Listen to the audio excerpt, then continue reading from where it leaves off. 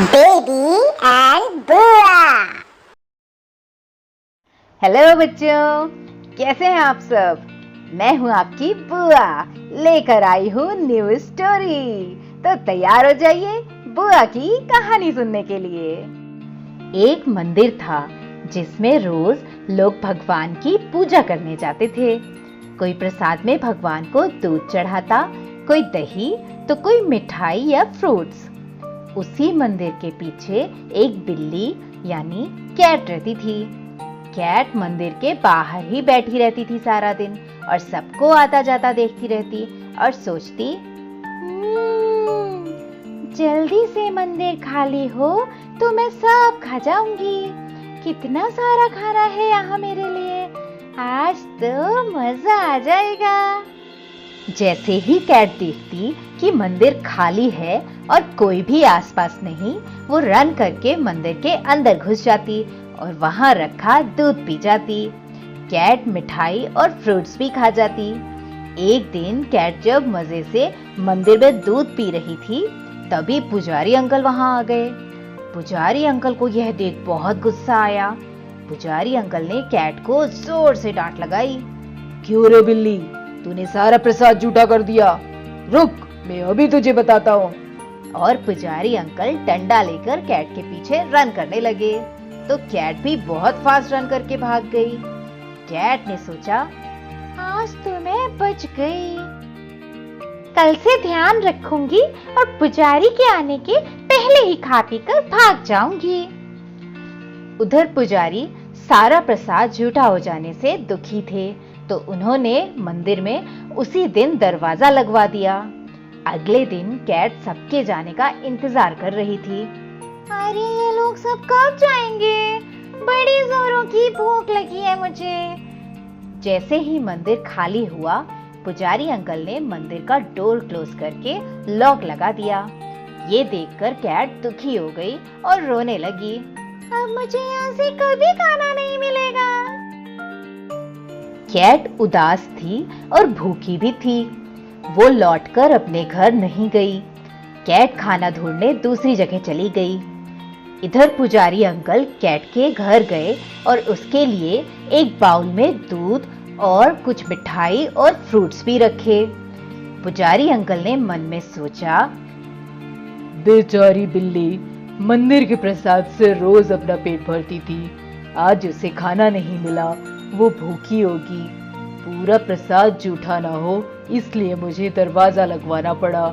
पर अब जब बिल्ली घर आएगी तो खाना देकर खुश हो जाएगी। मैं उसके लिए रोज उसके घर में खाना रखूंगा। उधर खाना ढूंढते ढूंढते कैट एक घर में जाकर घुस गई। जैसे ही कैट घर में घुसी ही थी, उसे डोर क्लोज होने की आवाज आई। कैट दौड़कर विंडो की ओर भागी। उसने देखा कि जिस घर में वो आई है, उस घर के सभी लोग एक कार में बैठकर कहीं चले गए हैं। कैट बहुत डर गई। घर में एकदम अंधेरा था। उसे कुछ भी दिखाई नहीं दे रहा था। उसे तो लाइट्स ऑन करते भी नहीं आता था। घर की विंडो से उसे बाहर का उजाला दिख रहा था। वो उसी उजाले को देखते बैठी थी। कैट भूखी थी। उसने सुबह से कुछ भी नहीं खाया था। कैट सारा घर घूम डाली, पर उसे कहीं से भी बाहर निकलने का रास्ता नहीं मिला। कैट थककर सो गई। बाहर रोड में कार की आवाज आई। वो नींद से जागी और रन करके विंडो में आ गई। उसे लगा घर के लोग आ गए हैं, पर वो किसी और की कार की आवाज थी। कैट को बहुत भूख लगी थी, पर उसके पास खाने के लिए तो कुछ भी नहीं था। रात हो चुकी थी। अब तो कैट बहुत परेशान हो चुकी थी। कैट जोर जोर से रोने लगी। वो पूरी रात खूब रोई। कैट उस घर से बाहर निकलना चाहती थी। उसे बहुत डर लग रहा था। उसे पेट में बहुत दर्द हो रहा था। अंधेरे में उसे कुछ भी दिखाई नहीं दे रहा था। वो जोर जोर से चिल्ला रही थी, कोई तो मेरी हेल्प करो, मुझे यहाँ से बाहर निकालो, मुझे बहुत डर लग रहा है, मुझे बहुत भूख लगी है, मुझे बहुत भूख लगी है, मुझे यहाँ नहीं रहना है। कैट के रोने की आवाज सुनकर बगल के घर में एक भैया रहते थे। वो बहुत परेशान थे कि कैट कहाँ से आ गई और वो इतना रो क्यों रही है। जब पता करने के लिए वो उस घर में गए तो वहाँ लॉक लगा हुआ था।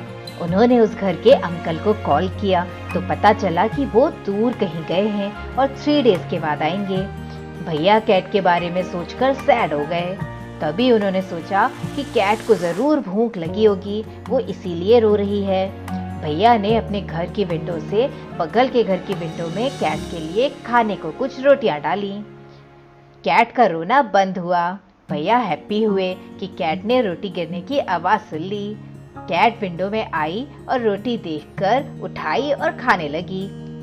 कैट ने 4 रोटी में से सिर्फ 1 रोटी खाई। उसके बाद वो फिर रोने लगी। कैट को तो बस किसी भी तरह से उस घर से फ्री होना था। वो उस घर से जाना चाहती थी जहां वो ना चाहते हुए भी क्लोज हो गई थी। बगल वाले भैया उसे खाने के लिए रोटी डालते रहते, पर कैट का खाने का मन ही नहीं करता। 1 रोटी खाकर कैट सैड होकर बैठ जाती, फिर सो जाती और जागते ही रोने लगती। कैट जोर जोर से रो रही थी। तभी बहुत तेज से कुछ आवाज आई। कैट डर गई और कॉर्नर में छिपकर बैठ गई। तभी उसे किसी आंटी की आवाज आई और घर में उजाला आ गया। उस घर के अंकल आंटी वापस आ गए थे और घर की सारी लाइट्स ऑन हो चुकी थी। कैट का हार्ट जोर जोर से धक धक करने लगा। कैट खुश हुई, पर उसे डर भी लग रहा था कि मैं बाहर कैसे जाऊंगी। तभी वो दबे पैरों से धीरे धीरे बाहर आई। उसने देखा कि अंकल आंटी तो घर के बाहर कार से अपना सामान निकाल रहे हैं और घर में कोई भी नहीं है। डोर भी ओपन था। कैट इतनी खुश हुई कि खुशी के मारे इतना जोर से दौड़ लगाई और सीधा गेट के बाहर भाग गई। कैट बहुत दूर तक रन करती रही और जब थक गई तो रुकी और पलटकर पीछे देखी। वो खुशी से नाचने लगी कि मैं बच गई। कैट जहाँ रुकी थी वहीं पास में एक स्कूल था जहाँ पर आवाज आ रही थी हैप्पी इंडिपेंडेंस डे। कैट उठी और फिर रन करने लगी और रन करते करते अपने घर पहुंच गई जो उसने मंदिर के पीछे बनाया था। वहां उसने देखा उसके लिए मंदिर के पुजारी अंकल खाना रख रहे थे। कैट को देख अंकल बोले, तुम कहाँ चली गई थी बिल्ली रानी? मैं तुम्हारे लिए रोज खाना रखता था। कैट ने अपनी 3 डेज की पूरी स्टोरी सुना दी। पुजारी अंकल बोले, कोई बात नहीं, अब तुम आ गई हो, सब भूल जाओ और खुश रहो। मंदिर के पास भी एक स्कूल था। वहाँ भी जोर जोर से आवाज आ रही थी हैप्पी इंडिपेंडेंस डे और सॉन्ग्स भी बज रहे थे। कैट ने जब फिर से ये आवाज सुनी तो पुजारी अंकल से बोली, पुजारी जी आपसे एक बात पूछूं? पुजारी अंकल बोले, पूछो ना बिल्ली रानी। कैट बोली, ये इंडिपेंडेंस डे क्या है? पुजारी अंकल स्माइल किए और बोले, यही तो इंडिपेंडेंस है जो तुम्हें 3 डेज बाद आज मिला है उस बंद घर से बाहर निकलकर।